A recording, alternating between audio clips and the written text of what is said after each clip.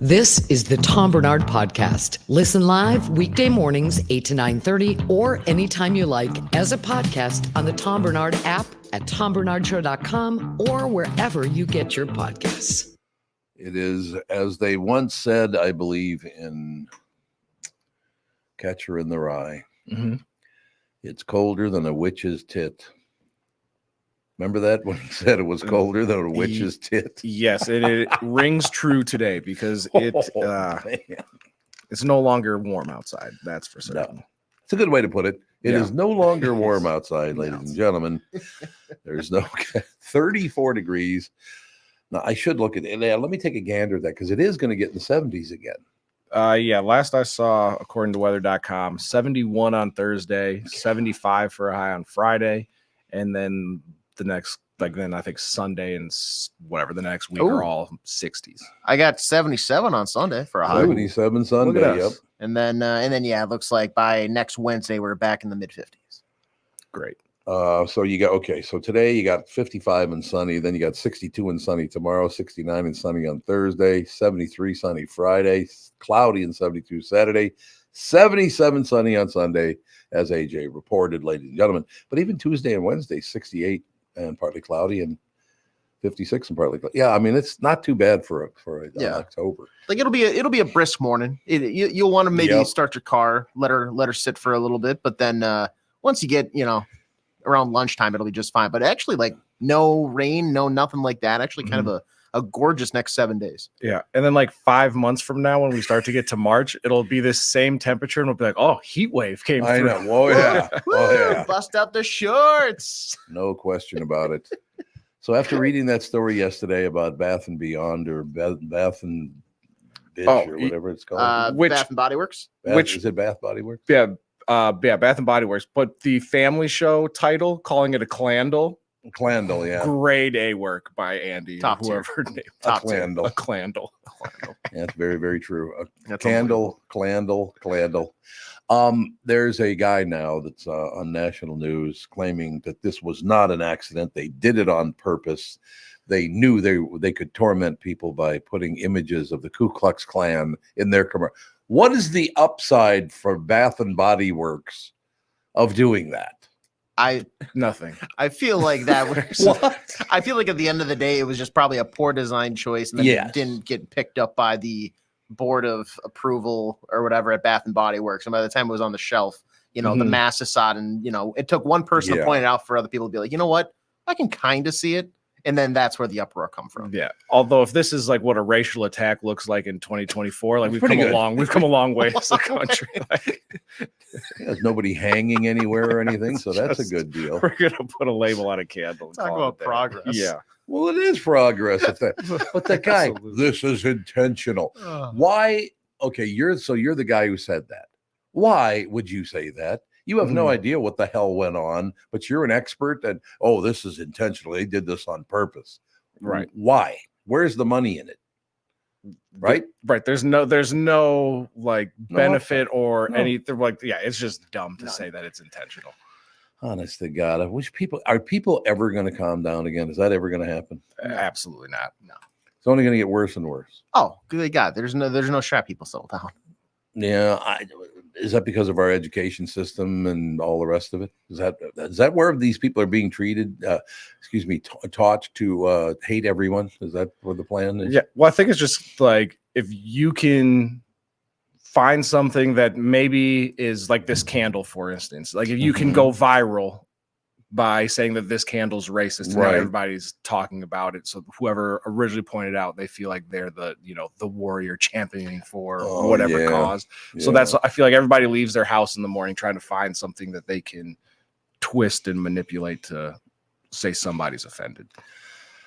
I don't really get offended very often. When's the last time you were offended by anything? Oh God. I don't know. Like truly, to the point where offended. I was like, offended. No, I can't remember. Like it's everything for the most part is water under the bridge. If I'm offended, I just stop dealing with whoever I'm offended by. The only offenses I deal with on a daily basis is when Catherine just totally ignores what I'm talking about and then tells me I don't care. See, I'm deeply offended by that. I want you to know. It hurts my feelings, and it should never happen again. Yep. Correct? Oh, yeah, of course. Catherine, typical. Yeah, so I just had to run that. But again, I'm trying to figure out, is this guy trying to become famous by being the one to claim that this was on purpose? So is he trying to gain national fame or something? Yeah, I don't know. Was it like just a regular guy or was like Yeah, a I news guess. pundit? Because, yeah, I don't know. That's a weird, because then also like are you going to take down Bath and Body Works because of this candle? Probably not. No. I have an insane grudge against Bath and Body Works. I've had enough of your They soap. didn't let me use my coupon that was expired by 2 days. Right. It's true. You'll rue the day. Absolutely true, ladies and gentlemen. So we'll just move forward and we'll try to get through. And I don't know. I like it. Let's see. What logo could we come up with that will offend everyone? Because we will do it on purpose then. There's got to be one. Like you just kind of mash them all together and it's just a collage of That'd be the deal. slightly offensive things. Yeah. I suppose so. Yeah. Try to be as unhappy as you possibly can, ladies and gentlemen, because it's got to feel just wonderful to be as unhappy as you could ever imagine. It makes no sense. Oh, now I do want to cover this one too quickly. I know we only got a couple minutes, but a lip reader reveals what Salma Hayek and Nicole Kidman were saying during their tense exchange. Well, I didn't know they had a tense exchange. I was unaware. I thought they were peachy with each other, but I guess not. That's what I thought. I thought those kids were getting along just fine, as my mother used to say. And by the way, those kids at the time were about 85 years old.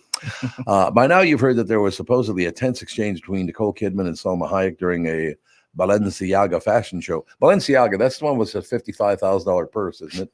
Yeah, and like the shoes, as Cardi B would say, that look like socks, and yeah, they're one of the more out there, notable named fashion designers. I'm already not taking the story seriously because of Balenciagas. Well, yeah, you're getting in each other's face with a intense interaction at a Balenciaga fashion event. Yeah, let's relax here. Anyways.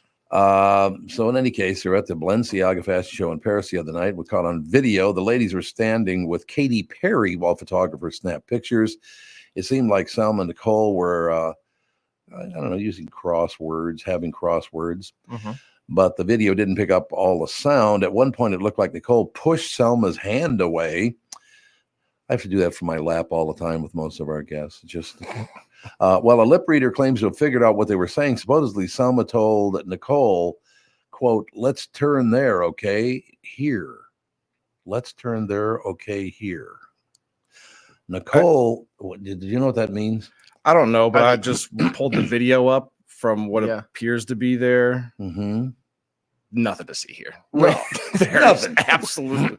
It looks like Nicole is like confused as to where she should be going or what she should be doing, and she's just kind of wandering around, stumbling around, and they try to get her. They're on like a red carpet type of. Oh, okay. I was gonna say, were they on like the runway or something? Because if it's like, okay, we're gonna stop and turn here, it's like, okay, are you showing off like a dress or something? Right. But okay, yeah, they're on the runway or the red carpet. Yeah. Salma did say, quote, "Let's turn there, okay, here." Nicole responded, quote, "Hey, I'm fine. I'm good there. It's enough. It's okay." Then Salma said, "We have to," before putting her hand on Katie's shoulder and saying, quote, "That's fine. That's fine." What? They're not even arguing. Why is this even a story? Yeah, it looks like they're trying to figure out. Katy Perry's in there as well. They're trying to figure out who's taking a picture with who. Nicole, like I said, yeah, she's kind of stumbling around and looks very confused, and they kind of shuffle her off to the side. So, which one of these three has something going on, like a new album or a new movie coming out? Because that's the only reason this is a story. One of them is in Perfect Couple. Nicole Kidman. Right? Yeah, so that's probably why. Yeah, and I think doesn't Katy Perry have like new music that is coming out or probably? I don't know. So I love this at the very end. It's hard to tell from any of this nonsense if Salma and Nicole were actually snapping at each other. Then why are you printing it? Right. And I don't think anybody has ever actually seen two people get into an argument or a fight, because this was a fun experiment of somebody covering a fight by someone that's never seen like an argument before. No, right. Well, why? We don't know if this was, anger. Well, why are you printing it then? Those two people that were sitting at the coffee shop, multiple tables away from each other this morning, they were beefing. They were really getting each other's grill. Like, come on. Let's. All right, we shall take a break and be right back in a couple of minutes. We got Judd Zulgad joining us also in a couple of minutes.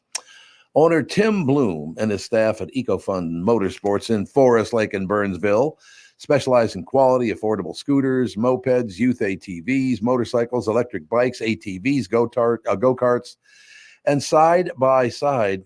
You see that? They were arguing with each other, and I accidentally said go-tarts. I was thinking about those two tardy women. Already looking for early holiday deals to take advantage of? Visit EcoFun Motorsports, the premier outdoor recreation playground in the Twin Cities. Take advantage of their unbelievable Yamaha electric bike sale. It's going on now through November 4th. By the way, these electric bikes are getting better and better. I'm looking at it right now, the video on this. That's a good looking bike, man. It's not, because they were kind of chunky looking before. Yeah, they've gotten to where it's like now they're like a legitimate bike. Yep. And the thing about like my grandma, she lives up in Hibbing. She lives on her own. She loves to bike, but it's getting to that age where it's like she might need a little assistance. So I think I might be looking at some of these deals here at EcoFun because just to get away from like the manual pedal bike, a little assistance is always good. No question about it. So your grandma lives in Hibbing? Yeah. Iron Range, baby. Did she ever play basketball with Kevin McHale? No. Why not? They got into a huge fight like Selma Hayek. Yeah, exactly. That's exactly. She pushed Kevin McHale's hand away. We're going to turn here. I love it. Owner Tim Bloom says it's the biggest deal he has ever been a part of in his 17 years in the motorsports business. These are high-quality Yamaha designed and built bikes that need to get sold ASP. Why? That shocked me. I know it says ASAP here, but need to get sold ASAP. I might have to get up there. Buy the Yamaha SKOR RC electric bike, ideal for bike trails, sidewalks, and roads. MSRP is $29.99, but is currently on sale for $1,199 plus freight, setup, and tax. Buy a full suspension off-road Yamaha YDX Moro electric motor bike. That's a mountain bike too. Now the mountain bike thing would probably be the one I'd be interested in. Yeah, you seem more adventurous like that. Yeah, let's go on the mountain bike. I like it. Well, I don't like the electric bikes doing 40 miles an hour on the sidewalk. No. But now that can be you. Yeah, now it could be me doing that, yes. Original MSRP of $54.99 on sale now for just $21.99. Both models come with a free second battery and a 5-year warranty. Colors and sizes are on a first-come basis. So hurry into EcoFun Motorsports today in Forest Lake or Burnsville to get your Yamaha electric bike now before they are gone. Visit EcoFunMotorsports.com and tell owner Tim Bloom that Tom Barnard sent you, please. When you need someone to listen, a lawyer you know and trust. If you've never been in an auto accident, it's hard to know what to expect from the insurance adjuster. Here are some tips. 1, if they talk to you about whether or not you should hire a lawyer, it's a good sign that you probably should. 2, it's illegal for them to give you any legal advice. They aren't lawyers and they aren't licensed to practice law. 3, if they tell you that everyone involved in the accident is at fault, they're wrong. This comes from the belief that you're at fault for just being on the road. That's nonsense and not supported by any law. Finally, remember that friendly adjusters are often just gaining information. They want you to do most of the talking so they can file their report. I'm Mike Bryant from Bradshaw & Bryant. I hope you're never injured in a collision. But if you are, don't sign anything until you've talked to us. Find Bradshaw & Bryant, personal injury attorneys at minnesotapersonalinjury.com. Seeking justice for the injured. Bradshaw & Bryant. Mike Lindell and MyPillow employees want to thank our listeners for all your continued support. When Mike started MyPillow, it was just a problem solution, one product company. Well, since then, they now have hundreds of products, some you may not even know about. For example, the brand new 4-pack dish towels, just $25. 6-pack towel sets, just $25. Bed sheets for as low as $25. Check out their overstock and closeout sale and save up to 80% off select items. Looking for a good night's sleep? Take advantage of the classic collection on a variety of MyPillows for as low as $9.88. These amazing offers won't last long, so order now. Just go to mypillow.com or call 800-516-5146. Use promo code TOM. You're listening to the Tom Barnard Podcast. SKOR North Judd Zulgad is brought to you by North American Banking Company. Go to nabanco.com to learn more. Member FDIC, equal housing lender, big shot. What's happening, man? Oh, not too much. Not too much. Thank you very much. I like being a big shot. I'm sorry that you got caught with that KKK stuff for Bath Bodyworks, and they figured out it was you that did it, and you did it on purpose. Uh-oh, who got in trouble? I missed this one. Oh, you didn't see it? No. They tried to make a snowflake on one of their candles. It was a 3-wick candle, and they had like a snowflake design. Yeah. Many people thought the snowflake looked way too much like the cake, like a KKK hood. There, can you see it? Yeah, I'm looking at it right now. Thank you. Or a goalie mask. Or a goalie mask. It looks like an old school blank, but no, I do see it. I mean, I don't think KKK when I see that. I got to be honest with you. If you hadn't said it, I never would have looked at it like that. No, hell no. Nobody's holding up a torch or anything, right? That's unbelievable. KKK was a big torch deal, wasn't it? Except for when they're lighting the candle. Yeah, if the wick was, that's right. If the wick was like in the shape of a burning cross or right, something, then now you see? got something there. Yeah. No, you're working with it. No, I didn't see that. That's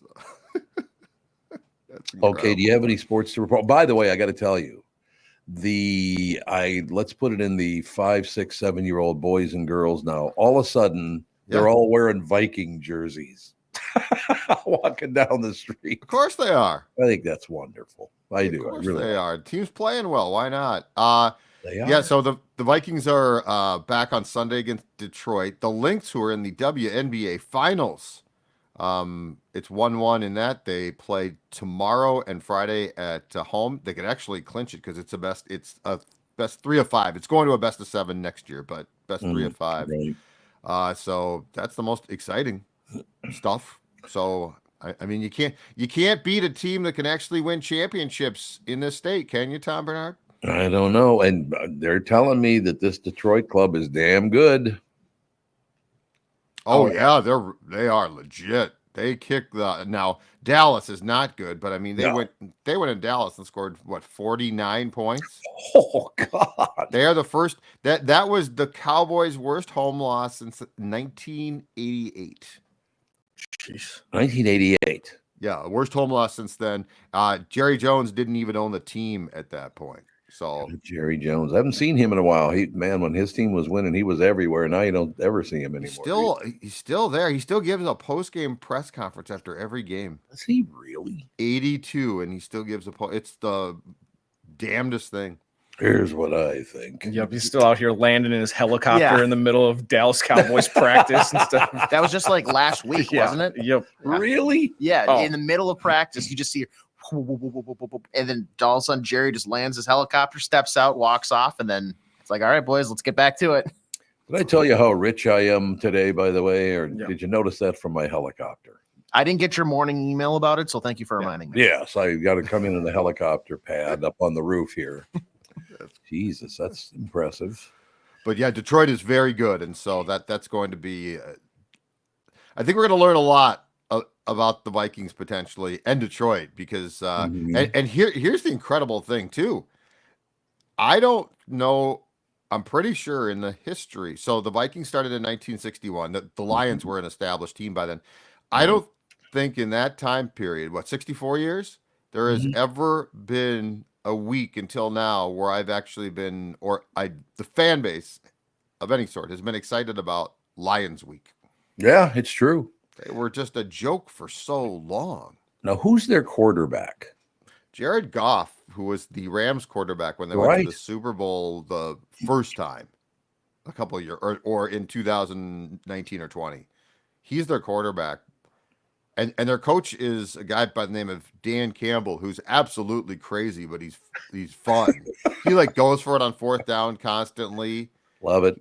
He'll sabotage the team's chances, but he's got a good team, so it's it should be a fun game. See, I do like that whole situation when the Vikings are good and they're playing a good team. That's extra exciting for me. You know, and a lot of people get excited about waxing the horrible teams and all the rest of it. But then when they lose to a horrible team, it makes it much worse. So I like to just focus on the good games. Yeah, and this one should be exciting because, like Judd was saying, they're always going for it on 4th down. You really can't take any plays off. I mean, they were up, 40 points on the Cowboys running trick plays and halfback passes, reverse this. So yeah, it's going to be a full 60-minute dogfight on Sunday. You know how much you have to hate a team to be running design hook and ladders to an offensive tackle up 35? Oh, that's cold. But the great thing is it spoke for the majority of fans that don't live in Dallas, right? Because I mean, Dallas remains among the most hated teams. Oh yeah. Just because of the arrogance going back to the 70s when they were declared America's team, and a lot of people are like, no, they're not. So I think people love to see them get waxed, and they love to see trick plays being run when they're already up or down by 40. God, I will tell you, 1977, I think it must have been something like that, 76 maybe. WAPE, Jacksonville, Florida. Got a girlfriend down there working on the radio, and she invites her sister and her boyfriend over to watch the Dallas Vikings game with us. This is a playoff game many years ago. And he would not shut up about how much the Vikings suck, and Dallas is so much better than this team. And it's like, why would you be invited to someone's house and tell them your team sucks? Because you're an idiot? I guess so. He just wouldn't shut up about it either. He just wouldn't do it. And did you eventually tell him to shut up? Yes, I did. Yeah, I figured as much. And I got to be honest with you, that was maybe the beginning of the end for her. Name was Leela. That was her name. And that might have been the beginning of the end, because I did threaten to kill him. So she didn't like the fact that I said, either you shut up or I will kill you. And she didn't like that. That's aggressive. Well, it is. I'd had enough. I was filled to the brim. I didn't actually kill him, so that was good. I'm glad about that. I'm very glad about that.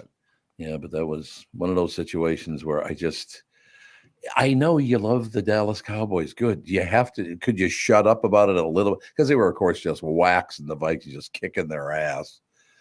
It wasn't even close. So thanks. I really need you on top of how badly the Vikings are actually playing. Right. Well, it sounds like he expedited you getting out of the relationship potentially, which led you to a far better place. So actually, in retrospect, you probably should be thankful to him. I am grateful that I'm now married to Catherine Brandt. Most of the time, I should be grateful. But anyway, moving forward. God, there's so many memories of those old Viking games and Twins games and this and that. Oh my God. Unbelievable. Well, the Vikings, I mean, the 4 Super Bowls. That's the thing, is like nobody, now you think about the age of the fan base and the wide ranging scope. I mean, people now just want they would love to see them get to a Super Bowl in their lifetime. And it's like, oh, they went to 4 at one point, lost every one of them. What's amazing about that too, and I used to think about this quite a bit. Every Sunday, Alex, when she was, I'd say 10, 12, it started, something like that. She would watch every Viking game with me. She'd, get in front of the TV and all the rest of it. To this day, she loves the Vikings, the Twins, all that stuff. Andy couldn't care less about sports. So how does that happen with the girl in the family picks up on the sports, the boy in the family couldn't care less about sports? That's a good question. I don't know. Get it. Because I'm not sure. I was watching the Twins. I'm watching the Vikings. I'm watching the Gophers, the whole deal. And he couldn't care less about. He was too busy playing video games, I think. Oh, okay. Yeah. That's what I think it was. Yeah. That's my thing is I never, aside from a few of those crude 1980s, Atari things, which I barely played. I've never gotten, and I mean, it's fine because they're clearly cool, but the whole video game thing, I've never understood. No, me either. Pong started me down the long road because I'm like, this is a game. Oh yeah, put that thing on your black and white TV and just go for it. Pong. Ding, ding, ding. Yeah. Oh, so Judd, you're no Anthony Edwards in starting 5 playing Fortnite and making everybody wait on Thanksgiving dinner. No, and I just don't. I just don't get it. No, AJ, are you into video games? I'm a big video games guy. Yeah. It's a lot of fun. But have you watched Starting 5, Judd, with the NBA documentary? No. So Anthony Edwards, first of all, is electric in there. They introduce him like he's the boogeyman of the NBA. And doesn't it go from LeBron to him? Yeah. And like LeBron's segment is all happy and like, yay, basketball, I'm great. And then it's almost like a storm cloud rolls in and everybody starts talking about how Anthony Edwards is just different and it's cutting to him, beating the Boston Celtics and all of this. So definitely check it out. But then it cuts to him for Thanksgiving and his whole family is at his house. They're like, where's Anthony? We're ready to eat. And he's in his room playing video games and his like sister comes in and she's like, hey, we're all ready to eat. And he's like, yeah, I'll be there in a little bit. And he's like playing video games for hours while they're all like, hey, come on, we need you to start eating. So big video game guy, Anthony. Gotta eat. Yeah. You gotta eat, baby. You gotta go. I guess so. But so we got the big game. What time is the game? Is it a noon game Sunday? Yep. It's at noon. For some reason, that hasn't gotten flexed. Which I like. Leave it at noon. I like noon games, but also last week, I think it was, who did the Ravens play? They played the Washington. Commanders. That was the game that I was most excited for. And that was a noon game. Yep. Once again, the NFL's not going to have like a premier matchup get flexed to a more prime time slot. So like more people can watch it. It's weird to me. They've got Jets and Steelers on Sunday night. Now those teams aren't necessarily fun to watch, but the markets are big. Yeah. Like they'll get a lot of viewers, and then the 3:25 kickoff on Fox is the one that's interesting because that is Kansas City, San Francisco. That wasn't going anywhere, so that's why. But yeah, I mean, I'm with Tevin. I'll take I get your point, and you're not wrong. But give me the noon kickoff. We're done by 3:00 or whatever it is. 3:05. I love that. That is true. No question about it. All right. Before you go, I have to run this story by you because you're our story judge now. You can tell if you like this story or not. You ready? Honored. Yeah. It's important to remember that there are some lovely human beings out there named Karen. And yet, stories like these are not helping. A woman in the UK named Karen Conahan was recently laid off by her employer, IAG, the parent company of British Airways. And then she filed a claim against them, arguing that they breached an equality law. But get this, the reason she was so angry and sued the company because she was mad she didn't get a farewell card. Oh, Jesus. What? All right. She sues them over a farewell card. Emotional distress. Maybe it wasn't a goodbye. It was a get out. Yeah. Yeah. Did he do this? Okay. Do they do farewell cards? I've never heard of this. I haven't either. Can you imagine in our business? Oh, God. Oh, wait a minute. There's more to the story, though. An employment tribunal looked into it, discovered that the company had a card for Karen, but only 2 or 3 people were willing to sign it. So they opted not to give it to her, figuring that her card was worse than not giving one at all. So they tried to be nice to her, and she sued them. No wonder everybody hates this woman. God. Well, first, it sounds like she deserved to be fired. Right. And yeah. Second of all, just send the card with 2. I mean, that's a great, that's a great reminder for her to become perhaps not such a terrible person. How big an a-hole do you have to be to only 2 people want to sign your card? Yeah. That's terrible.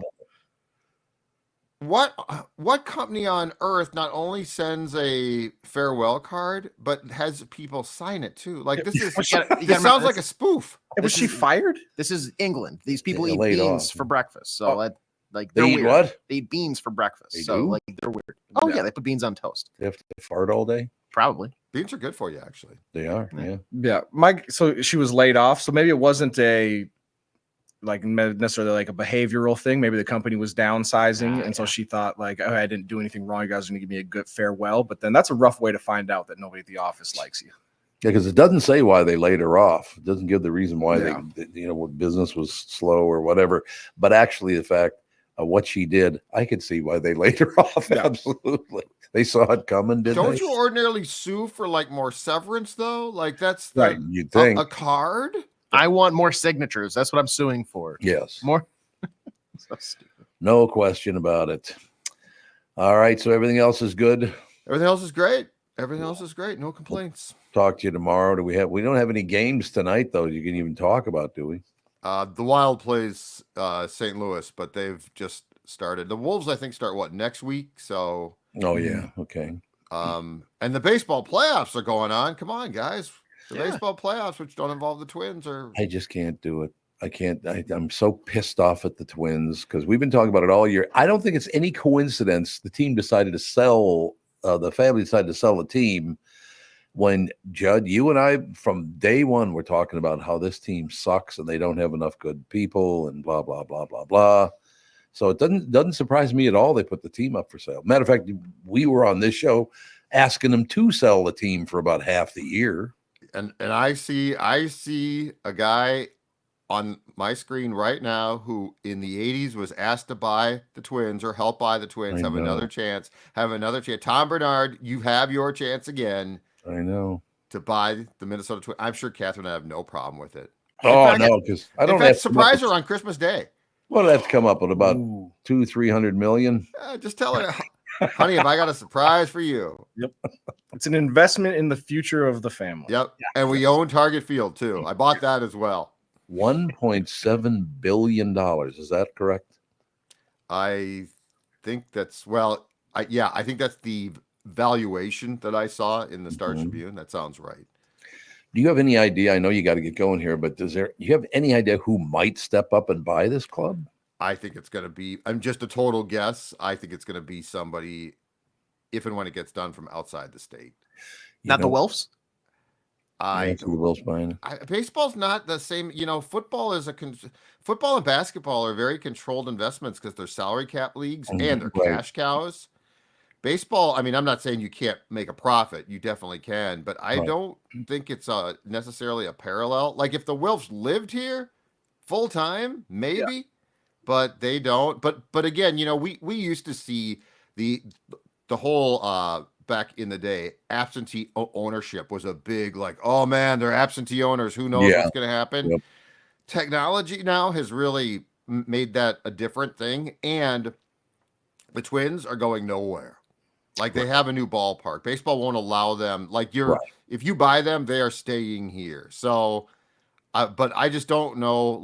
There's been a few names up. There's clearly some very rich people here, but I don't know that they have the wherewithal, or in some cases, the desire. Like the Cargills. The Cargills could buy the Twins today if they wanted, in a heartbeat. And they've been talked about before. Back when teams would come up for sale. But I don't think they have, and correct me if I'm wrong, Tom, I don't think the Cargills have ever shown one iota of interest in buying a sports team. So it's not going to happen. Not at all. Not at all. No question about it. So, we'll just, I guess, keep an eye on the team and keep moving forward. But the Poleheads, they don't seem interested in winning. They just don't. Yeah. Well, and this is third generation too. We've talked about that. This is third gen. I just look, if they decided, hey, you know what? It's fine. Let's sell. Best decision that they've made in a long time. Yeah. There's no reason a third generation should have to keep a team if they don't want it, it's one thing if you want it and it's been in the family and you love it, but if you happen upon a new group of adults who's okay, grandpa bought this thing, but we really don't care, or we don't want to have the burden, I don't blame them. It's a lot of money. You can make a lot of money. So it is a lot of money. Well, I can close with this one. Yesterday, Michael Bryant, he comes in to do the Monday family show with us, right? Michael Bryant, the attorney, he's been my attorney for a long time and all the rest of it. I was just thinking about this because maybe the Poleheads are one of the people he was talking about. During the show yesterday, Michael Bryant, and I don't know why he did this, but all of a sudden he chirped up and said, "Oh, did you hear what he said?" No, but I can imagine what comes out of his mouth when he just out of nowhere. Out of nowhere, he says, he looks at me and goes, "Yeah, man, that's kind of interesting because I know at least 5 people that hate you." I'm like, "What?" He goes, "Oh, yeah." I said, "Like who?" He goes, "I'm not telling you. You'd know them, but I'm not." I was like, "What? Why would you say that to me and not tell me the 5 people who hate me?" very like in middle school when somebody comes up, I know somebody that likes you. Yeah, like, right. "Ooh, You no, like I it. can't tell you. No, this is hate. Wow. But why? Now I got to find out for myself who these 5 people are and have them eliminated. Just don't threaten to kill them, Tom. I just did. Yeah, it's for entertainment. All right, you guys. There you go. All right, I'll talk to you tomorrow. later. Bye. He just wants to get the hell out of here. I like that. Yeah, why would you say that to somebody on a show? That's wild. Or just a cliffhanger. Like, Yeah. at least give us initials or something. Yeah, but he has to know. I don't give a rat's ass if some people I don't know don't like me. I don't care. Whatever. Good for you. Go find your own buddies, your ass kissing buddies. That is the part about me that Minnesotans, some Minnesotans, not all, but some Minnesotans hate about me is I will not kiss ass. I just won't do it. And they do not like that. Have you noticed that people don't like that if you're not an ass kisser? Oh yeah, they want you to kiss the ring. It's true. They do. Hi, Tom Barnard here for Livia Weight Control Centers, ready to lose weight for good. Today is the day. Livia Days and big offers were just announced since 2009. That's amazing. Since 2009, Livia has been the trusted expert in all things weight loss. Whether you're looking for a holistic approach through customized nutrition support or medical weight loss solutions or both, maybe, they've got you covered with their award-winning nutrition plans. Not only will you lose weight, you'll learn how to keep it off. The team at Livia Medical offers GLP-1 medication options tailored just for you. Livia is the premier choice. Why settle for anything less than the best? Voted #1 in the weight loss year after year. And right now is the perfect time to choose the best. Livia Days are here for a very limited time. Visit Livia.com. That's LIVEA.com or call 855-GO-LIVIA and receive 8 weeks free off Livia's nutrition plan. When you join Livia Medical, GLP-1 medications are now available for new clients for just $199 a month for a very limited time. Visit Livia.com or call 855-GO-LIVIA. The past several years have been the craziest in the history of the car business. The pandemic, supply chain, and chip issues all causing extreme inventory shortages that led to, well, predatory pricing. Some dealers charge thousands of dollars over MSRP. We never played that game. I'm Jim Paul of Valley Buick GMC. We knew that would leave a bad taste in a customer's mouth. More importantly, from an integrity standpoint, it was just wrong. So what about the current market? You know, inventory and pricing. Valley has their best inventory in years. Really all the Buick and GMC models. Even the previously hard-to-find Yukons, HD pickups, and Hummer EVs. Plenty of deep discounts. Many with factory rebates and low-interest financing. Then it's a good time to buy? It's a great time. We're welcoming our previous customers back, as well as anyone else that felt the treatment just didn't feel right the last time somewhere else. Valley Buick GMC in Apple Valley and Hastings or valleycardealers.com. Car buying without the bad aftertaste.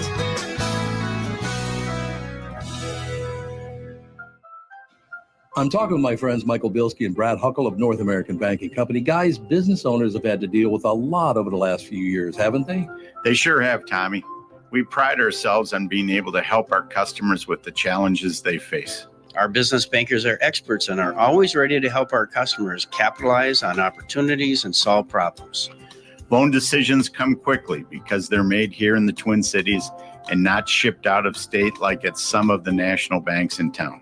This allows our customers to expand their businesses with confidence, knowing that they have our team of experts in their corner. Okay, so now you give me this big thing at the end. Way to go. Well, you are the professional. Oh, I forgot. Look, I know Brad and Mike, and I trust them with my banking. They've personally delivered on everything they've just said. So why not bank with my banker? North American Banking Company, a better banking experience, member FDIC, equal housing lender. You're listening to the Tom Barnard Podcast. Channel 5's Chris Egert is brought to you by Mr. Money Talk Josh Arnold. Call Josh today for your free 48-minute evaluation at 952-925-5608. Chris, I have to ask you a question. Yes, sir. Do you on your TV show, because I'm assuming you have, but I don't, I've never seen you do it. Do they ever bring like celebrities, actors, actresses, sports figures, that kind of stuff? Do they ever bring them on the set for news people to interview live on the set? For Minnesota Live, which is kind of a quasi news / what's the right word for it? Lifestyle show. So, like, for example, Don Shelby's going to be on the show today, and we're going to interview Don. Oh, about the thing at Havoc The Chan. Yeah. No, at the Chan. performance he's doing at the dinner theater. Yeah. He's doing something at the Havoc Museum for Halloween. Yeah, they're doing a radio reading of I can't remember what it is. Because Werzer was on a couple weeks ago and talked about that too. But I like Kathy Werzer. See, now there's a perfect example of politics don't mean shit to me. She's a very, very conservative person, but I've always liked Kathy Werzer. She's a nice person. I like her a lot. So not on the news desk, though. We rarely have anybody on the news desk for an interview. Why? I suppose, yeah. Well, I don't know, because Amy Brenneman's going to be on the show in a couple of minutes. You know, she's on the show, The Old Man. Have you seen The Old Man? I've wanted to start watching it, but I haven't committed to it yet.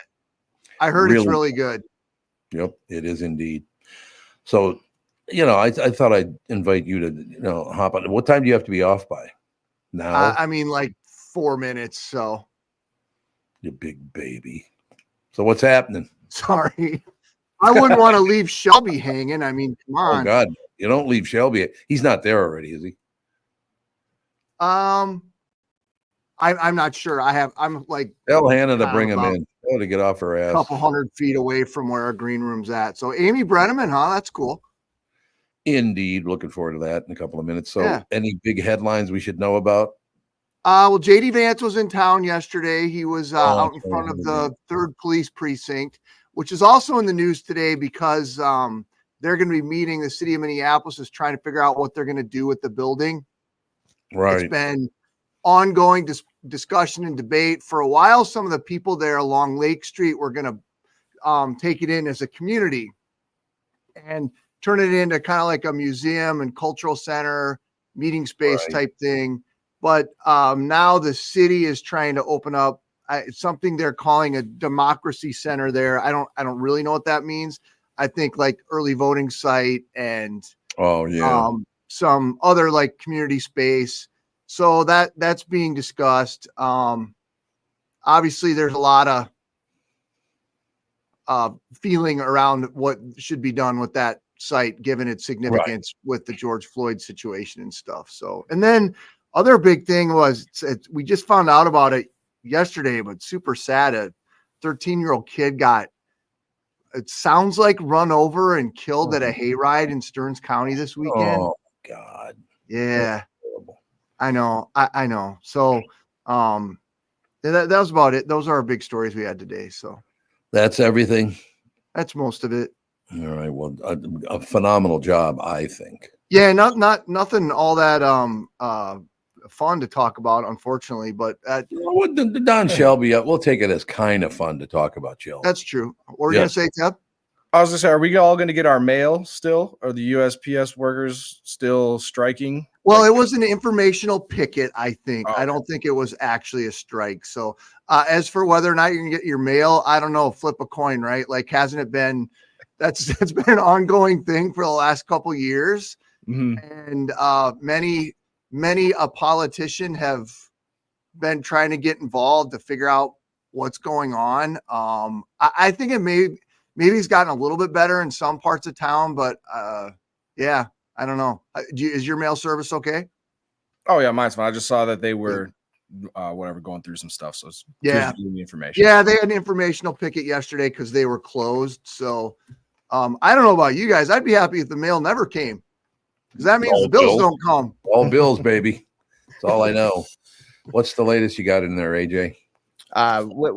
If we're good to go whenever. So we can bring Amy on right away, or if Chris wants to wrap up, whatever you want to do. I'll dip and you guys can talk to Amy. You don't want to say hello to Amy? Is that what you're saying? Say hello for me. I got to go get in there and say hi to Don. You big baby. Say hello to Don for me. I will, Tommy. Talk to you guys later. Thank you, sir. Yep, bye. 10 to 5 Chris Egert, brought to you by Mr. Money Talk. Josh Arnold. Call Josh today for your free 48-minute evaluation at 952-925-5608. Amy is ready to go right now. Yeah, well, let's keep it here and bring her on. Ladies and gentlemen, Amy Brenneman. Oh, God, she's on The Old Man, which is magnificent. Season 2 on Thursdays, 10 p.m. on FX. Amy Brenneman worked extensively in television, coming to prominence as Detective Janice Licalsi in the ABC police drama. Oh, I loved NYPD Blue. I'm going to shut up now, Amy. We're going to talk. I tried to talk the news guy into being on with you, just see if he had any interviewing talents, but he wouldn't do it. What do you think? You seem to be doing very well. Yes, he did. Rather, yeah, he did. He did okay. There's no question about it. You know, Amy, I got to tell you, one of the things that I've always liked about you, and you do it live, and your promo picture you sent. You've never met my wife, Catherine, but you both get this look on your face, like, yeah, what do you want? You get that look a lot, Amy. Well, you know, there's a lot I have questions about. Well, yeah, I mean, that'll happen. What a great show The Old Man is. I just very, very well. I think television has never been better than it is right now, anyway. But these series are just wonderful, don't you think? Yeah, for sure. I mean, it's a really, you know, having been around for a while and working in different venues, it's so cool to watch kind of different art forms come to prominence.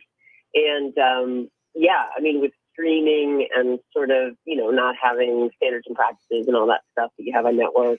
And then honestly, it's like the silver lining of there not being as many sort of big film dramas that there were sort of in the 80s and 90s is that all of that good material has kind of gone over to streaming. So yeah, there used to be, remember way back in the old days, it was like, oh, TV wasn't as good as movies, and now it's just a wonderful big cauldron, and the good stuff just rises up. Yeah, no, but I got to believe back in the old days, taking a look at it, and knowing how things work with broadcasting and all the rest of it, the fact that the medium changed as much as it did, I'm talking about television viewing now, there were 4 major companies in the country that controlled all the programming, and now that's no longer true. I mean, yes, there's a lot of control by different outlets, but nowhere near just 3 or 4 people deciding when everything was going to be on. That's a lot of power they've lost, but I mean, it's good for the viewer. I got to believe, I would think. Yeah, it's interesting, isn't it? For sure, like creatively, there's a lot more creative freedom, and because people really do want to push the envelope and be noisy and have different voices, right? You can have sort of a younger writer who has a really original voice, and they get support. And yeah, I think what's hard is people getting paid, right? So there's still, back in the old days, it was like, okay, the residual thing was very lucrative. And also, frankly, you'd see, I mean, I remember my father sending me, you know, and he's a lawyer, he doesn't know about stuff, but he would send me the overnights from Judge and Amy. Like, you could tell the next day how many people watched, right?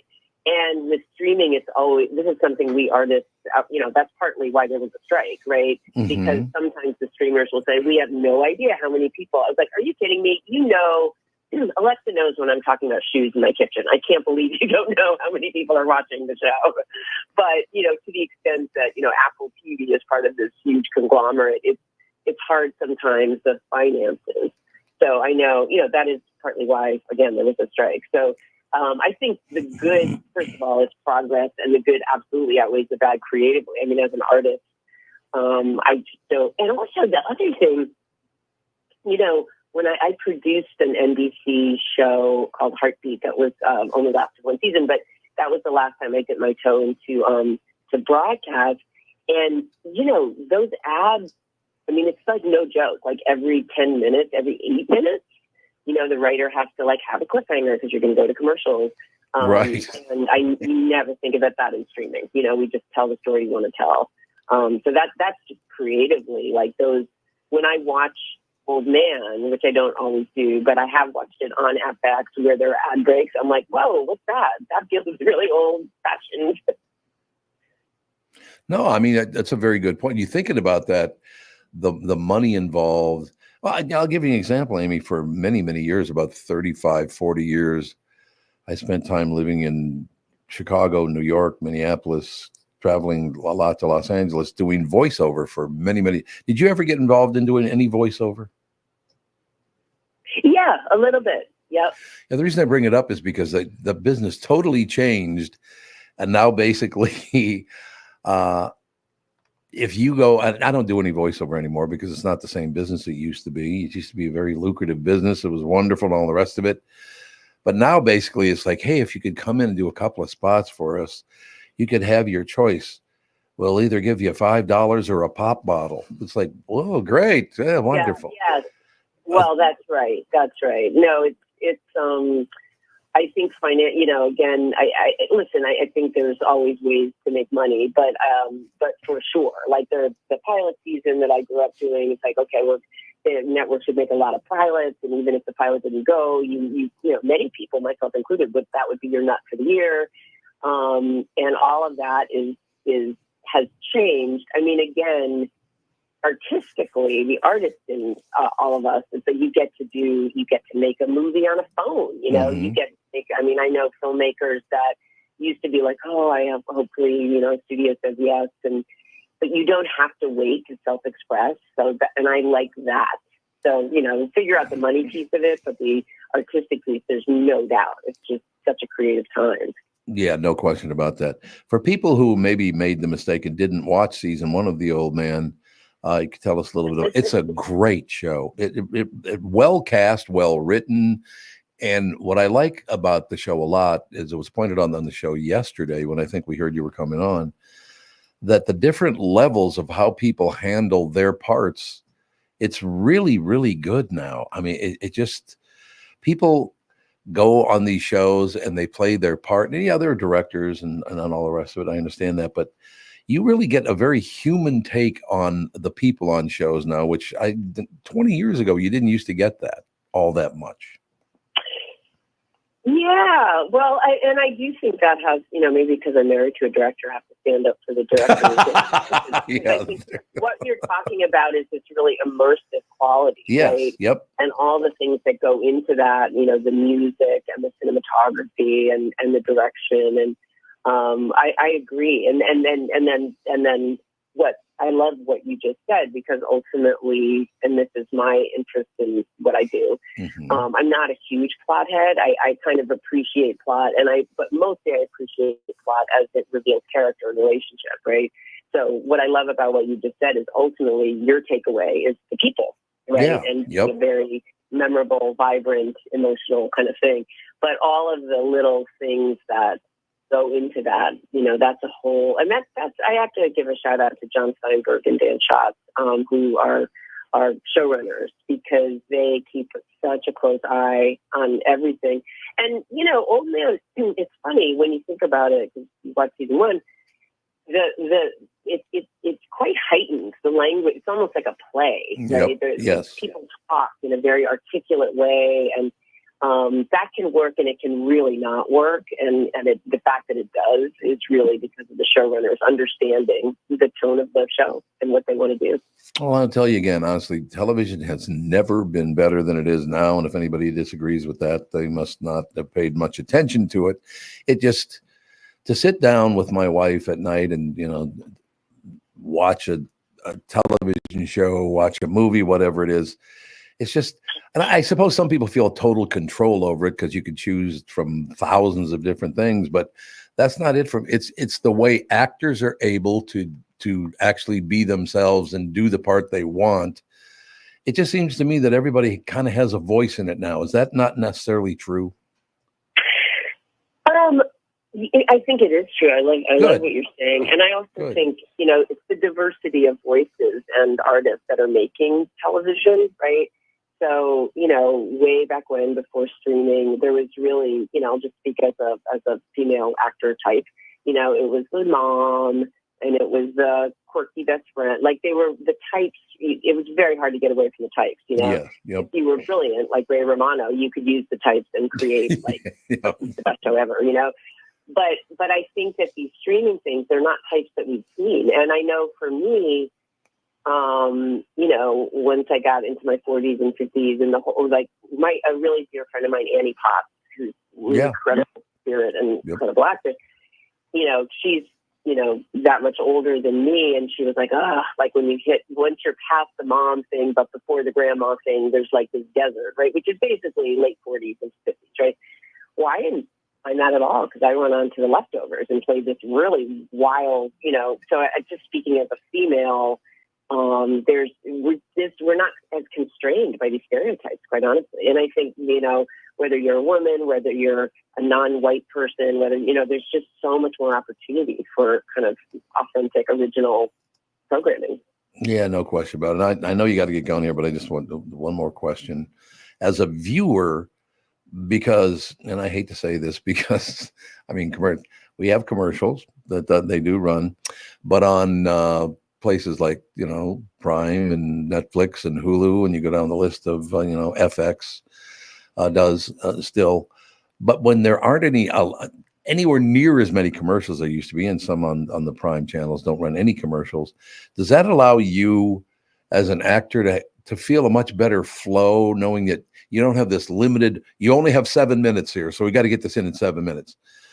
There's a flow to the show from the beginning to end now. Does that feel great as an actor? Oh, for sure. And I think it's even better for the writer and the directors. We're not we sort of, because I'm not a producer on this, so I'm just like doing my scene. But no, it's oh my God, it's like night and day. Yeah. And even it's funny when I did Judging Amy, which was network, I think there were 4 commercial breaks. So each act, as they called it, was like, I don't know, let's say 10 to 12 minutes, right? There were 4 breaks, right? And then I finished that and then stayed home for a couple of years. And then I went on to Private Practice with Shonda Rhimes' show. Mm-hmm. And yeah, the first couple table reads, I was like, God, why is this script, it's great, but why is it so choppy? Right. And in those intervening 2 years, there were now 6 breaks. So that means each act is like, I don't know, like 6 to 7 minutes. So as the writers, it's really not, the burden is not on the actors so much, but the writers have to have a little cliffhanger, have a little thing.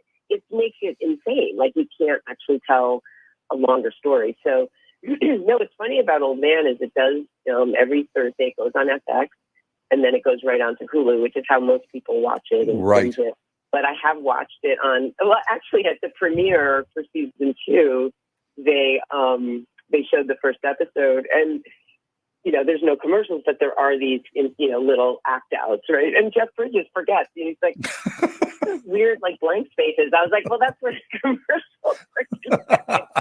He doesn't know what that is, right? Just forget, because we're just, we're sort of making the movie that we're making. But yeah, there's no doubt. Again, I guess it would affect us actors because the scenes are longer, not as choppy. But I think it's even much more significant for the directors and the producers who are constrained by those crazy short acts. It's just stupid.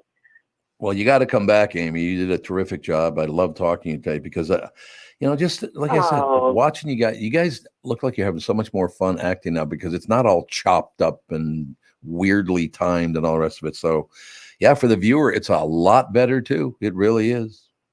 Oh, I'm so glad. I so appreciate. Yeah, you're very insightful about all this, and yeah, well, we get to fall into it, and also, with Jeff and John, it's like the truth prevails, right? And so, I think in other shows it'd be like, okay, we literally have to serve the advertisers, or like there's others, and with we have to do what we have to do in terms of producing the show, but I think with Jeff and John and the nature of the show, the main thing is the acting and the truthfulness of the story. I think and I so appreciate that. I think it's very true. Okay, next time you're in town, you got to come in the studio. We'll just talk for hours about this. It'd be wonderful. Ooh. Art got a little... Yep. Settle down. What are you going to go talk to some disc jockey now who doesn't know shit about acting? Hey, Amy, tell me about the show. Maybe you got a pretty good-looking chick from your picture. No, but I am very serious about that. Watching people act, and if you're going to do voiceover, you got to take some acting classes. So it's not like I took a lot of them or whatever. But that's one of the things about television that I've really never cared for, because they'd have to bring this crescendo every 7 minutes so they could go to break. Yeah. That the fact they don't have to do that anymore is really, really good for watching actors. Yeah, for sure. It was very formulaic, and now it feels like they can really more just explore the plot of the show. Not a bad looking woman. I don't know if you saw her picture. Oh yeah, when she said she was 60, I was like, "There's no way." She's 60. Yeah. Oh, Catherine's a little older than that, you know. Yeah, I wouldn't think that Catherine was a little older than that either. Yeah, I'm telling you. 21. 21. Yes, that's exactly right. I don't know if she's coming in today, but if she is, she'll have heard that. So that'll be good. That'll be good for her. No question about it. No, that was great. Amy Brenneman, ladies and gentlemen. And if you've not seen the old man, don't you think they should probably start it from the beginning, not just hop in second season? Don't be the person that hops in. Right. Like, well, who's this person? Right. Show makes no sense. I don't understand anything. Why do they have a relationship? You didn't watch the first season. I love it. We'll take a break. Be right back in a couple of minutes. Josh, some Jewish guy is going to be on, isn't he? Not just any Jewish guy. The yes. J-A. Jewish. Oh, the only word I can start with an A. I can't do it. I think I know you were going. We'll let Josh fill in the break. Yeah, Josh can fill in his own breaks. That'll be great. We'll be right back right after this. I'm talking with my friends Michael Bilski and Brad Huckle of North American Banking Company. Guys, business owners have had to deal with a lot over the last few years, haven't they? They sure have, Tommy. We pride ourselves on being able to help our customers with the challenges they face. Our business bankers are experts and are always ready to help our customers capitalize on opportunities and solve problems. Loan decisions come quickly because they're made here in the Twin Cities and not shipped out of state like at some of the national banks in town. This allows our customers to expand their businesses with confidence, knowing that they have our team of experts in their corner. Okay, so now you give me this big thing at the end. Way to go. Well, you are the professional. Oh, I forgot. Look, I know Brad and Mike, and I trust them with my banking. They've personally delivered on everything they've just said, so why not bank with my banker? North American Banking Company, a better banking experience, member FDIC, equal housing lender. Is that text you're sending so important that you missed your turn? Is that text you're sending so important that you ran the red light? Is that text you're sending so important you didn't see the ball coming onto the road or the child that followed? Hi, I'm Mike Bryant from Bradshaw & Bryant. When you take your eyes off the road for even 4 seconds, your vehicle travels 100 yards. That's the entire length of a football field. If you absolutely have to text, you need to pull off the road somewhere safe and do it from there. Texting and driving is against the law and can cause serious injury or even death to you and others. Now that is important. We hope you're never injured in a collision, but if you are, please contact us. Find Bradshaw & Bryant, personal injury attorneys at minnesotapersonalinjury.com. Going farther with Mike Bryant on your side, seeking justice for the injured. Bradshaw and Bryant. I hosted my show on the radio for 40 years. Now I host the Tom Barnard Podcast. And I'll tell you, I've never seen the passion and engagement from our audience as I do now. I know we also have businesses that listen to our podcast, and it got me thinking, wouldn't it be great to help those businesses grow by telling my listeners about them? So here's the deal. If you own or handle marketing for a business, would like to have my audience buy your product or service, visit TomBernardShow.com, keyword partner, and we'll put together an ad campaign to help your business. That's TomBernardShow.com, keyword partner, and thank you for listening. Does thinking about retirement make you uncomfortable? Sometimes the anxiety for wondering if you saved enough can be overwhelming, but what if I told you that you could ease those tensions in just 48 minutes? My guy, Josh Arnold, Mr. Money Talk, can sit down with you and get you on the right track for your financial future. Josh has navigated it all when it comes to uncertain market and economic conditions, and he'll always provide straight talk. Never sugar-coated advice on how to reach the finish line with your retirement goals. Don't let your financial worries give you an ulcer or keep you from calling Josh right now. His 48-minute no-obligation consultation could be just what you need to feel better about your future. Call Josh today at 952-925-5608. Set up your free 48-minute no-obligation consultation. That's 952-925-5608. Investment services offered by Josh Arnold Investment Consultant, LLC Security Investment Advisor. Past performance is no guarantee of future results. All investments must involve risk. You know that. All comments and opinions of Josh Arnold's do not constitute investment advice. I am a paid endorser. You're listening to the Tom Barnard Podcast. Ladies and gentlemen, he's with us. Why does he ever pop up on the screen when he's remote? That's what I want to know. We could maybe make that work. I guess I always call him, but we could maybe get a visual representation of Mr. Josh Arnold, Mr. Money Talk. We could FaceTime. How's that? You could FaceTime the whole deal. What's happening, Pally? Oh, Whoa. Price of oil is coming down. You might think that this is a conspiracy to bring down the price or bring down inflation even more. The price of oil today is down 4.5%, down to $70.40 for West Texas Intermediate crude. This is approaching a 52-week low, and this was the place that the president had said that he was going to start refilling the strategic oil reserve. But I'm not sure that has happened to any large degree. You do recall that when gasoline prices spiked several years ago, the president started taking money from the strategic oil reserve to hopefully bring down the price at the pump. This happened to be done right before the 2022 election. Well, that's a little conspiracy theory of my own. Nonetheless, the price of oil is down.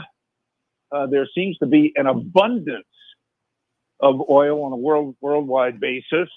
OPEC has cut their view on where oil is going, and they had been thinking about increasing their production. Now we're not so sure.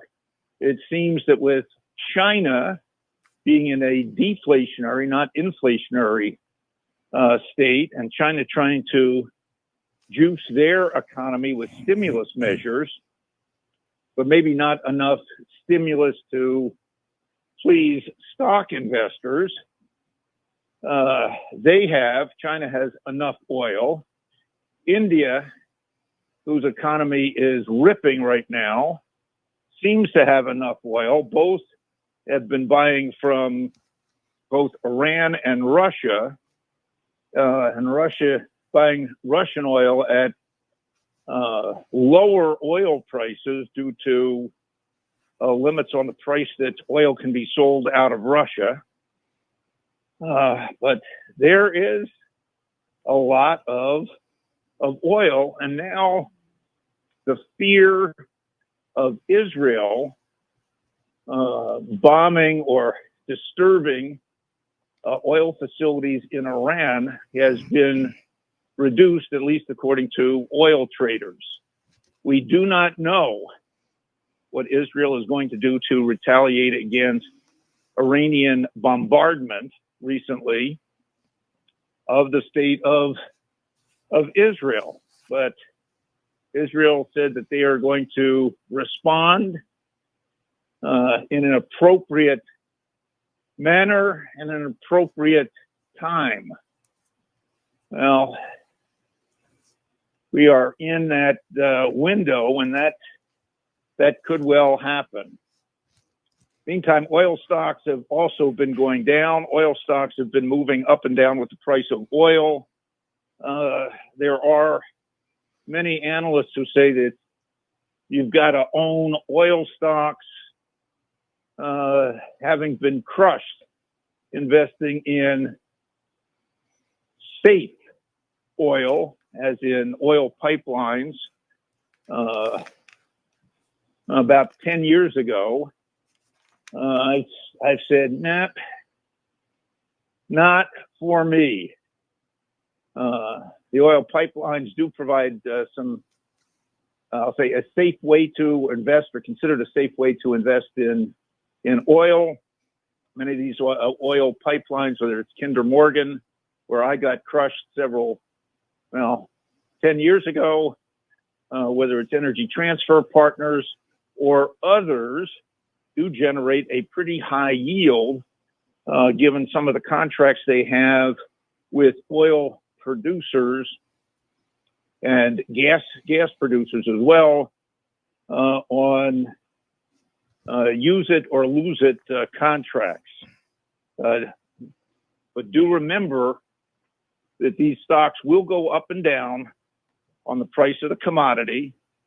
And even though they have been paying high yields, there's no assurance that can continue.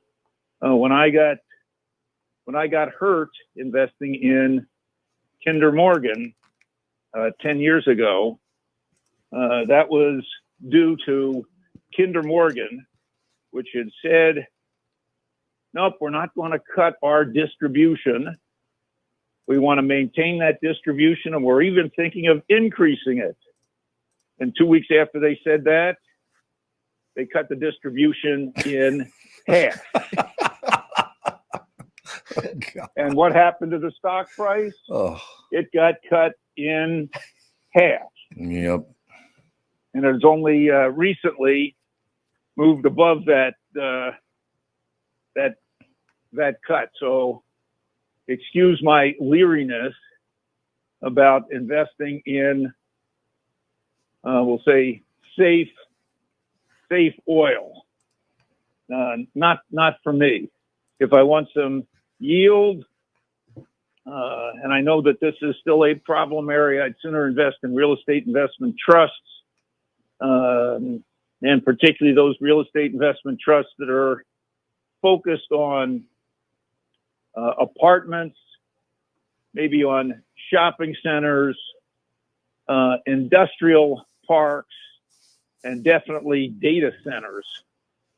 And data centers have been in fuego due to the expansion of data centers to deal with not only the upcoming boom in generative artificial intelligence, but just for the amount of storage that is needed, for the amount of data that we produce. So that's an ongoing demand. Typically, you can just track the rents. And in the case of, and the rents on data centers have been increasing, not decreasing. Rents on apartment complexes have been increasing, not decreasing. Biggest problem area is still offices. And people are looking for creative ways to convert office space to residential space. But but a lot of that is extremely difficult and costly. A friend of ours, as you know, had sold a property downtown for about $25 million. I don't think that was 4.5 years ago. Right. That property, admittedly, it was an old property, may have some, we'll say, historic significance. It's well located. Property, I think, was recently sold for under $8 million. And the buyers want to convert that to apartments and lower income housing. I'm thinking, well, yeah, that would be very special, a very costly project, right? With very little potential return. I'm not so sure that's, as they say, the best use of that project. Now, of course, many years ago, some other developer took another historic building, the Fauché Tower, and converted that from offices to hotel space. Mm-hmm. And that was an expensive undertaking, but the difference between, we'll say, apartments and we'll say subsidized housing is significant. With hotel space, you can change your daily room rate to take advantage of surge pricing. Really can't do that on a daily basis with apartments. So the economics of one probably a lot better than of the other. Nonetheless, if you're looking for, yield and comparing, we'll say pipelines to real estate, I'd sooner take the real estate. Right. Now, of course, if somebody was looking for income overall, you've got many sources to generate income from dividend-paying stocks to bonds, which I'm not a bonds guy. Despite interest rates coming down a little bit and bond values going up a little bit, any instance where we'll say yields rise, bond prices drop.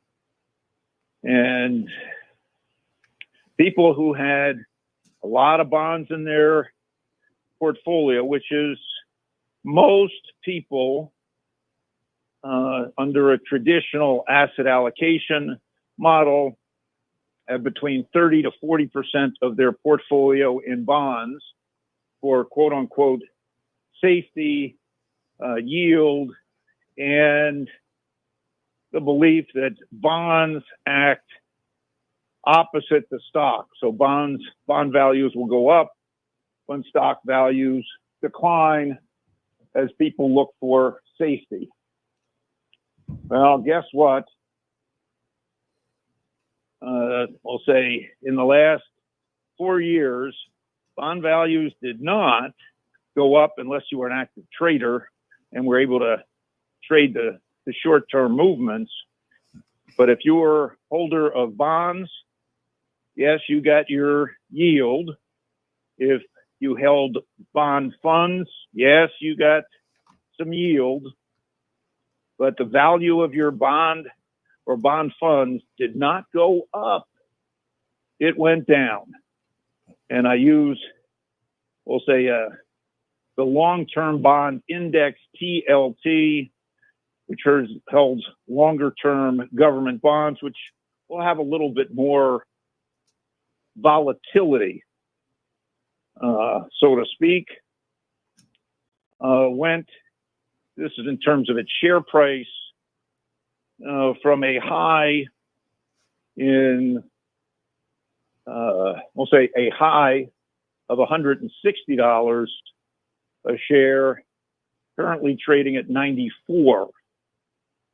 And even in the last several months with interest rates, short-term interest rates coming down, longer-term yields went up a little bit, and the TLT has lost now 6% in the last month. You want that kind of volatility? We can put some money in, we'll say, semiconductor names that'll go up and down with that kind of volatility.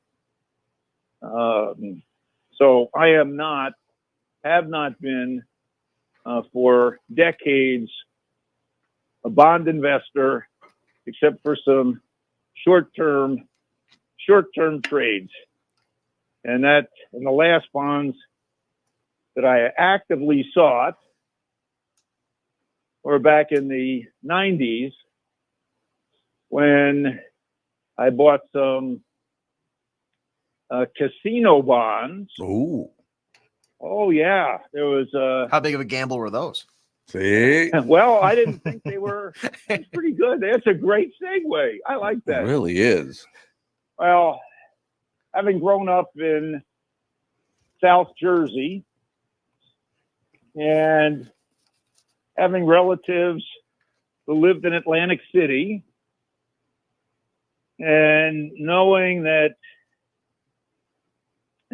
property, which is run by a guy who's currently running to be the next president.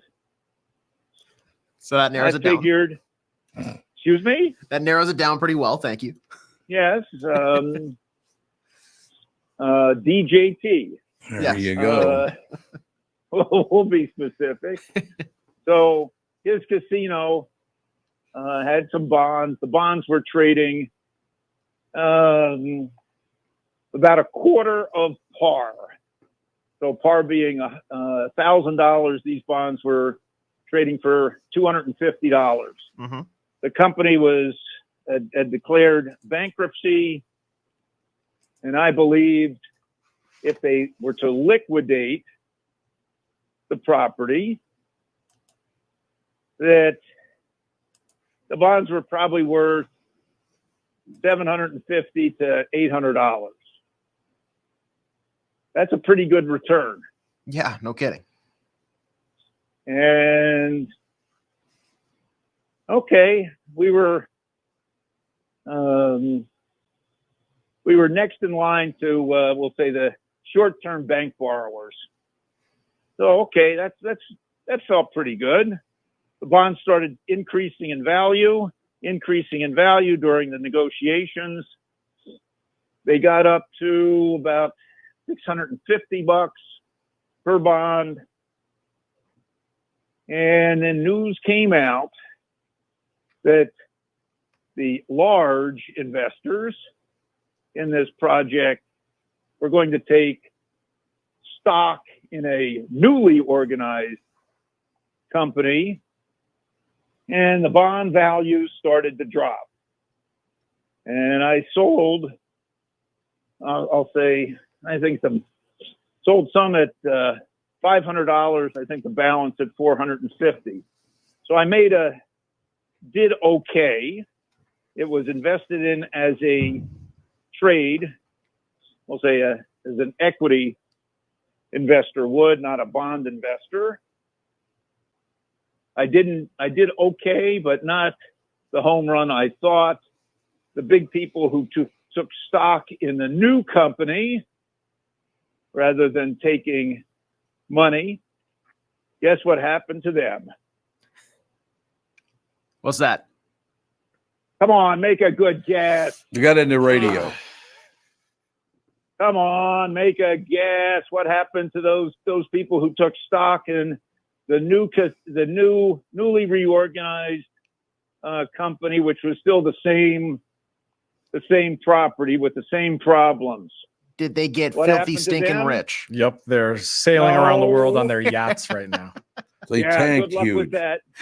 They tanked. It Yep. went bankrupt again. Again. How do you lose money on a casino? Twice. That can't be easy to do. No, because doesn't the house always win? That's That's good. It's true. I mean, okay.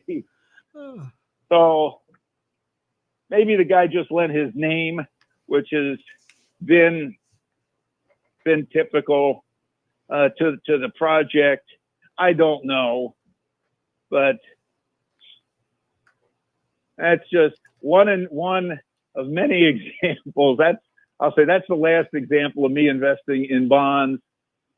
I just say stay away unless you can predict the direction of interest rates. I'd sooner, if you're looking for safety, put the money in cash, or we'll say a money market fund. Dollars in, dollars out, plus interest. And speaking of safety, volatility typically increases coming into an election. So this election might be a little different coming into the election, and possibly different coming out of the election.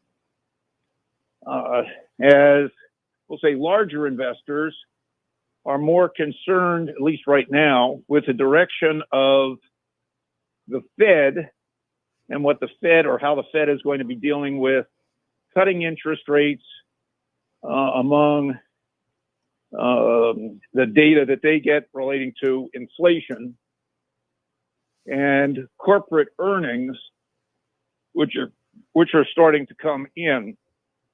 So you might see some, we'll say, strength going into the election, as opposed to a little bit more volatility, which is typical, and the volatility coming after the election, because half of the population is going to be disappointed at whoever wins the election.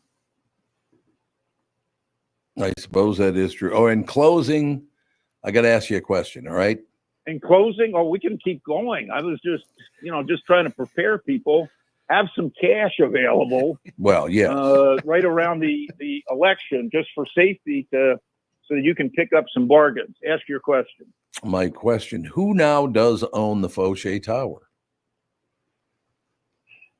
Because it was Ralphie. Sure. Ralphie is the one who turned it into a hotel. I know that. Well, if he turned it into a hotel, he still could own the property and have at least the hotel and the restaurants. Yeah, I don't know. He just died last year, unfortunately. So I don't know what that. I don't know. I have no idea who owns the Fauché Tower now. Well, I will do a little checking on that, but I have not been over that way. No, I haven't either. I've not been to Manny's in a while. Mm-hmm. Used to go there, we'll say at least 6 times a year. So that was one of the few restaurants we went to, we'll say on a semi-frequent basis, where I didn't know anybody. Right. So I know my kids said, if we're going downtown, and rather than going to Manny's, where yes, the food is very good, service is very good, the sides are tremendous. Right. Let's go to JD's. We'll go to JD Hoyt's. Easy to get in, easy to get out. The price is better. Service is just as good. The sides may not be as big, but the people are great. No, they are. It's one of my favorite places to go as well. There's no question about it. I like it a lot. So that's probably, let's see. I've been going there since they reopened as JD Hoyt's, and we go there a lot. We'll say we're frequent guests. The only other place that I've gone to more since I've been in the Twin Cities, now 49 years, is Cecil's in St. Paul. Cecil's is phenomenal. There's no getting around. I thought you were going to say the titty bar next door to JD Hoyt's.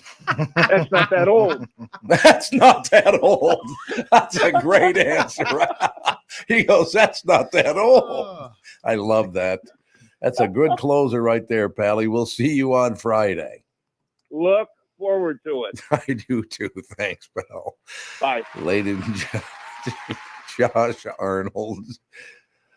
His immediate response is, I thought you went to the titty bar. It's not that old. Yeah. If it's not that old time, you can't be going there for a long time. That's right. I love that. We have anything else we need to do before we... No, we're good. God, look at that. Just keep things rolling straight ahead. Life is good. Boom. All right. Anything you guys are up to today? Oof. It's up to 38 degrees now, by the way. Whoa. Well, then I'll probably get out and enjoy the sunshine. No, Toasty. I might go sun tanning for a little bit here. All right. We will talk to you guys tomorrow. The family shows up in about 10 minutes.